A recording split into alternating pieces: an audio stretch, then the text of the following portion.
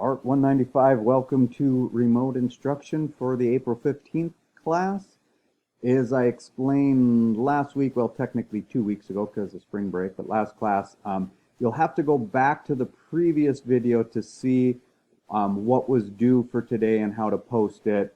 So the first part of this video is only to bring you up to date on anything that's happened since then.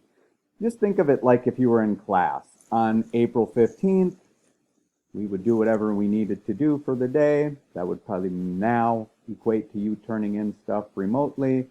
And then I would go over what would be due for the following class, April 22nd. So that's exactly how it's going to happen from now on here.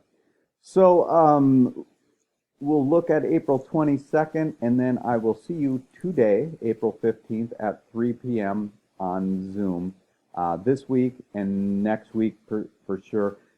Probably every week, even if there's nothing major, I'll still open up the Zoom at 3 p.m.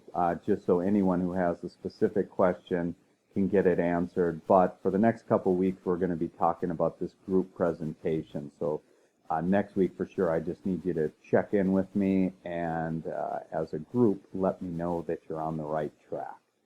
So let's go ahead and take a look at what is posted for April 22nd. By the time you see this, the Zoom invite for April 22nd will be in here, and the video that I'm making right now will be inside of here. It's important, though, that you go into the day that it is. So if today you go into April 22nd and you click on the Zoom invite that'll be there, you'll probably be the only one in there. So on April 15th, you need to be inside of the April 15th announcement and click on the Zoom invite there. So everything's going to be for the day, just like if we were in class. I know it can be a little bit tricky or hard to wrap your mind around because I'm talking always in advance 1 week, or I should say for the majority of these videos, I'm talking ahead 1 week. But that's the only way we can do this to get you ready for that following week. Okay, so in addition to the Zoom invite for next week, Chapter 7 will be due, and for this file, you'll turn in the INDB file, which is the InDesign native file format, but you'll also do a file, I believe in InDesign it's file export, and then you select PDF, and then choose high quality print version. So give me those two files. And as always, name them your last name first, underscore, your first name, underscore, and then like CH7 for chapter 7 is fine.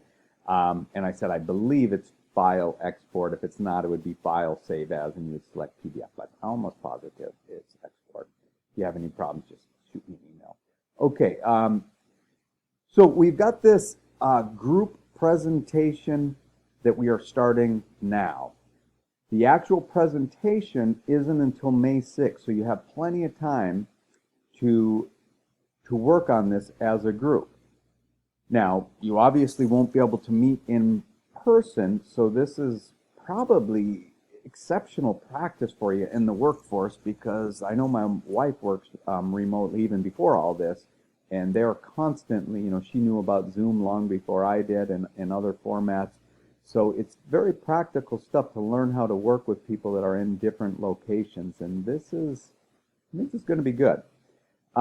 So I'm going to go over what the presentations are specifically. You'll have a chance to introduce yourselves on Zoom, so to speak, and then choose what your format for communication will be, and then on the 22nd, all I need to hear from you as a group in 2 minutes or less is just basically how you see your presentation going, so that by what you're telling me, I can understand that you're on the right track to getting the presentation put together for May 6th. As a group, you should probably decide today, and you can always change it if you find that something else would work better, as to what your method of communication is going to be. If everyone in the group can still put aside time, to me what makes the most sense is say everybody says, okay, we were going to meet on Wednesdays anyway, can everyone meet at some time during Wednesday, maybe right after Steve's Zoom, and we'll start our own Zoom, which if you've never done that before, just go to Zoom, Google it, you set up an account there, it's free, you can do a meeting. I think it used to have a cap of 40 minutes or something, but I think they've even extended that recently. But anyway, you would just do another one if you had to. But you could also use other methods like texting to each other, which for me would be kind of cumbersome, or email, probably the same. But you could also make and share videos of what you've learned so far and your ideas for the presentation. So you could do a screen share and upload that to YouTube if you want to know more about screen share. Right, this is what I use right here, a Screencast-O-Matic. And it's free. You just click here, something else comes up, you click on it, and then you just start, you stretch out the area that you want to record on your screen, tell it to capture video, do a little video test, and you're good to go, and you made what seems like a pretty professional video, and then you can just put it up on YouTube, so you don't have to pay for any hosting. And if you don't want the world to be able to see it, you just put it as you don't have to do private, but there's some middle one. So you've got public, and then you got private, which is the most extreme, but then you've got something in between there where people can watch it as long as they have the address. But if someone was Googling the topic, it wouldn't show up for them. Okay, so back to this. Now we are doing a process check today, April 15th, that you just have the magazine project laid out. That's all explained in last week's videos. We won't do another one until May 13th, but that doesn't mean you should just put that aside. What I highly recommend is that you keep experimenting with masking based on what you learned in the videos that were assigned last week on masking, but do it on a copy so that if something goes wrong, you can always go back to your copies. You could even start experimenting with texture already, and you'll just be way ahead of the game.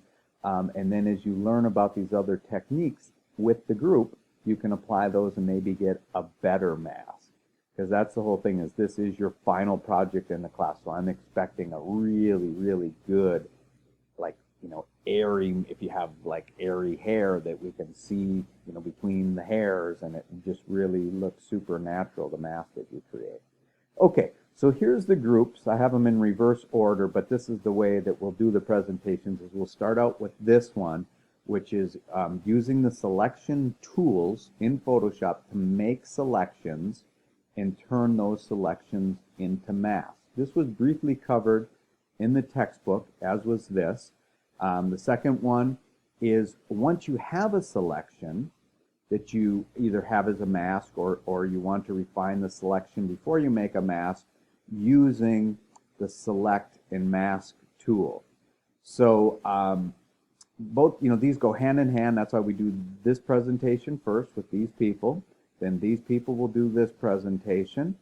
And then this one is much more of a specialty item, but a lot of people have discovered that using this to make a mask, or at least starting out, because any of these things can be combined and used together. In other words, you could do the left side of your face using one technique and the right side of your face using a different technique, just because that's what happens to work out better. I'll explain this in a little more detail in a second, but something I wanted to mention on these is just know this, if you don't already, that a selection can be converted into a mask and a mask into a selection. And knowing that is very powerful, because it means that you can start out kind of like in baby steps of just, gathering up little bits of information in your mask, or make a very general mask selection, a big sloppy one, and then refine it using, some of these techniques and or these techniques. So what channel masking is actually using the color channels in Photoshop to help you make your mask. So in Photoshop, each image that's in full color, whether you were ever aware of this or not, is broken down into 3 channels. What do you think those 3 different color channels might be?